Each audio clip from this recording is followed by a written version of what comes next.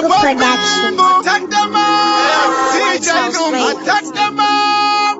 Let the one bad girls one for this life I'm living for. Marijuana, what I tell miracle. Things take time, just let them know. Mustafa Mandita Papa. Take time. Things take time, take time, take time. Things take time. Man from Allah. You know the langua.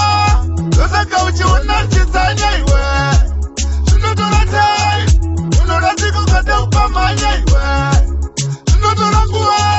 Those are go to one night, it's a night way. You know the time. Those are go to one night, it's a night way. Precisely for Chakasaga na neme mozambaka koka. Wantaiti sopa Kuba isi kere ya kusati kwa doka.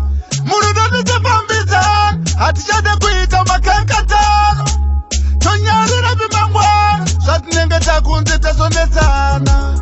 Tunatolangua Yosa kauchi unachizanya iwe. Tunatolatai Kunolaziko kata upamanya iwe. Tunatolangua Yosa kauchi unachizanya iwe. Tunatolatai Yosa kauchi unachizanya iwe. Chinu wate kumanya bururu Wachimbofu mechiripo katika kupate buru. Funga semono mukuru kwa tufunga semuru. Watu palatisa kuti zinu shiva semuru.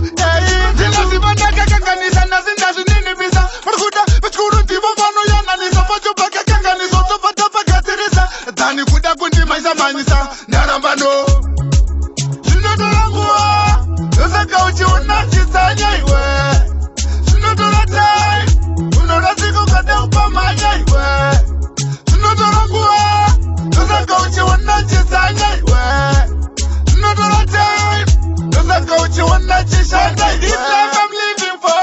Marijuana, what I tell miracle. Things take time, just let them know. Mustafa Mandita Papa. Take time.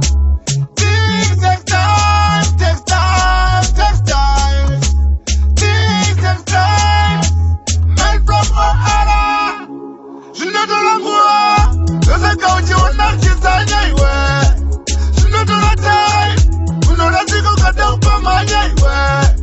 Tunatolangua Yosa kauchi unachizanya iwe. Tunatolatai Yosa kauchi unachizanya iwe.